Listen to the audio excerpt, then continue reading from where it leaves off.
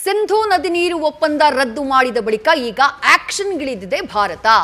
ಪಾಕ್ಗೆ ಹರಿತಾ ಇದ್ದಂತಹ ಚಿನಾಬ್ ಹಾಗೆ ಜೀಲಂ ನದಿ ನೀರನ್ನ ಸ್ಥಗಿತ ಮಾಡಿದೆ.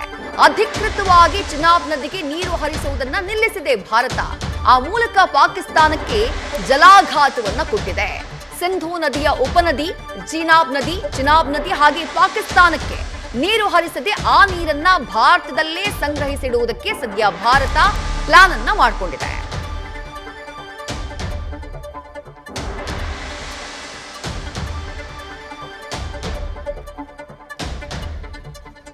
ಇನ್ನು ಭಾರತದ ಈ ಕ್ರಮದಿಂದ ಯಾವ ರೀತಿಯಾದಂತಹ ಹೊಡೆತ ಪಾಕಿಸ್ತಾನಕ್ಕೆ ಆಗಿದೆ?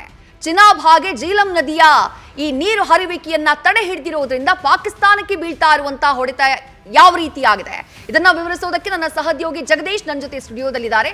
Jagadish, over to you. Vidyashri, ಈಗಾಗಲೇ ಭಾರತ ಸಿಂಧೂ ನದಿಯ ಒಪ್ಪಂದವನ್ನು ರದ್ದು ಮಾಡಿಕೊಂಡಿರೋದ್ರ ಜೊತೆಗೆ ಈಗಾಗಲೇ ಸಂಪೂರ್ಣವಾಗಿ ಆಕ್ಷನ್ಗೆ ಇಳಿಯುವಂತಹ ಕೆಲಸವನ್ನು ಮಾಡಿದ್ದಾರೆ. ಅದರ ಸಂಪೂರ್ಣ ವಿವರವನ್ನು ಕೊಡುವಂತಹ ಕೆಲಸವನ್ನು ನಿಮಗೆ ಮಾಡ್ತೀನಿ.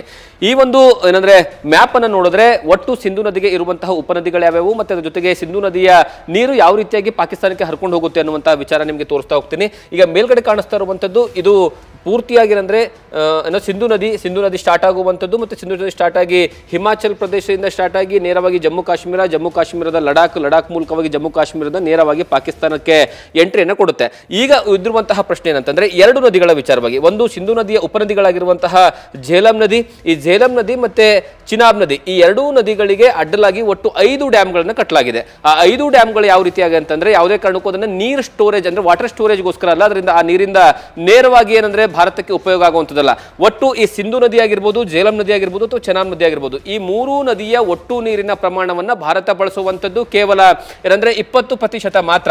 ಉಳಿದಿರತಕ್ಕಂತಹ 80% ನೀರನ್ನ ಪೂರ್ತಿಯಾಗಿ ಪಾಕಿಸ್ತಾನಕ್ಕೆ ಹರ್ಕೊಂಡು ಹೋಗುತ್ತೆ. ಇದೇ ಸಿಂಧೂ ನದಿಯ ಒಪ್ಪಂದದ ಮೂಲವಾದಂತಹ ಉದ್ದೇಶ.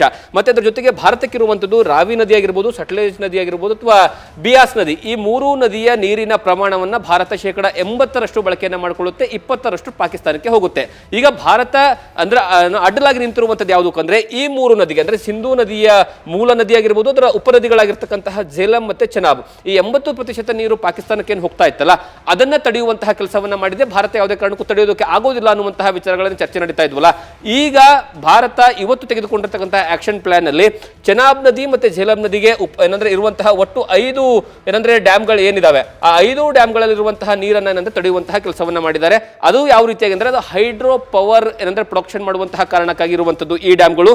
ನಿಮಗೆ ಈ ಮೊದಲನೇದು ಕಾಣಿಸ್ತಾ ಇದೆಯಲ್ಲ ಈ ನದಿ, ಇದು ಝೇಲಂ ನದಿ. ಈ ಝೇಲಂ ನದಿ ಹುಟ್ಟುವಂಥದ್ದು ಏನಂದ್ರೆ ಜಮ್ಮು ಕಾಶ್ಮೀರದಿಂದ ಏನಂದ್ರೆ ಮೇಲ್ಭಾಗದಲ್ಲಿ ಪೂರ್ತಿಯಾಗಿ ಈ ನದಿಗೆ 2 ಅಡ್ಡಲಾಗಿ ನದಿಗಳ ಡ್ಯಾಮ್ಗಳನ್ನ ಕಟ್ಟಲಾಗಿದೆ. ಒಂದು ತುಲ್ಬುಲ್ ಡ್ಯಾಮ್ ಅಂತ, ಈ ತುಲ್ಬುಲ್ ಡ್ಯಾಮು ಮತ್ತೆ ಅದ್ರ ಜೊತೆಗೆ ಉರಿ ಡ್ಯಾಮ್, ಈ ಉರಿ ಡ್ಯಾಮು ಮತ್ತೆ ತುಲ್ಬುಲ್ ಡ್ಯಾಮ್ ಎರಡೂ ಡ್ಯಾಮ್ಗಳಿಗೆ ಏನಂದ್ರೆ ಮೂಲವಾಗಿ ಇದರ ಉದ್ದೇಶ ಇರುವಂತದ್ದೇ ಹೈಡ್ರೋ ಪವರ್ ಪ್ರೊಡಕ್ಷನ್ ಮಾಡುವಂತಹ ಕಾರಣಕ್ಕಾಗಿ. ಇದನ್ನ ಹೊರತುಪಡಿಸಿ ಏನೂ ಸಹಿತ ಮಾಡೋದಕ್ಕೆ ಆಗೋದಿಲ್ಲ ಅನ್ನುವಂಥದ್ದೇ ಸಿಂಧೂ ನದಿಯ ಒಪ್ಪಂದ. ಅದನ್ನ ಈಗ ರದ್ದು ಮಾಡಲಾಗಿದೆ.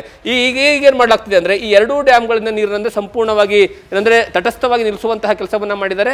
ಕಾರಣ ಏನು ಅಂತಂದ್ರೆ ಈ ನದಿಗಳ ನೀರನ್ನ ಏನಂತಂದ್ರೆ ನಾವು ಡ್ಯಾಮ್ ಅನ್ನ ಮುಂದಿನ ಹಂತಗಳಲ್ಲಿ ಅಂದ್ರೆ ಎತ್ತರ ಮಾಡುವಂತಹ ಕೆಲಸವನ್ನ ಮಾಡ್ತೀವಿ ಅಂತ. ಮತ್ತೆ ಅದರ ಜೊತೆಗೆ ಈಗ ಇನ್ನೊಂದು ಡ್ಯಾಮ್ ಇರುವಂತದ್ದು ಅಂದ್ರೆ ಚಿನಾಬ್ ನದಿ. ಈ ಚಿನಾಬ್ ನದಿಗೆ 3 ಡ್ಯಾಮ್ಗಳು ಅಡ್ಡಲ ಕಟ್ಟಲಾಗಿರುವಂತದ್ದು. ಇದು ಹಿಮಾಚಲ ಪ್ರದೇಶದಲ್ಲಿ ಏನಂದ್ರೆ ಹುಟ್ಟುವಂತಹ ನದಿ, ಜಮ್ಮು ಕಾಶ್ಮೀರಕ್ಕೆ ಎಂಟ್ರಿಯನ್ನು ಕೊಡುತ್ತೆ, ತದನಂತರ ಅದು ಏನಂದ್ರೆ ಪಾಕಿಸ್ತಾನಕ್ಕೆ ಹೋಗುತ್ತೆ. ಅದರಲ್ಲಿ ದುಲ್ಹಸ್ತಿ ಡ್ಯಾಮ್ ಆಗಿರ್ಬೋದು ಅಥವಾ ಸಲಾಲ್ ಡ್ಯಾಮ್ ಆಗಿರ್ಬೋದು ಅಥವಾ ಬಗ್ಲಿಹಾರ್ ಡ್ಯಾಮ್ ಆಗಿರ್ಬೋದು, ಈ 3 ಡ್ಯಾಮ್ಗಳು ಸಹಿತ ಇಲ್ಲೂ ಹೆಚ್ಚಿನ ಪ್ರಮಾಣದಲ್ಲಿ ನೀರನ್ನ ಶೇಖರಣೆ ಮಾಡಿಕೊಳ್ಳೋದಕ್ಕೆ ಆಗೋದಿಲ್ಲ.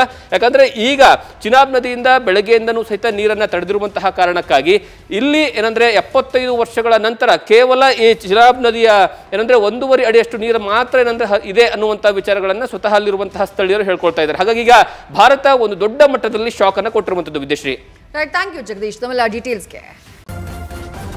ನ್ಯೂಸ್ ಫಸ್ಟ್ ನಿರ್ಭೀತಿಯಿಂದ ನಿಮ್ಮ ಪರವಾಗಿ.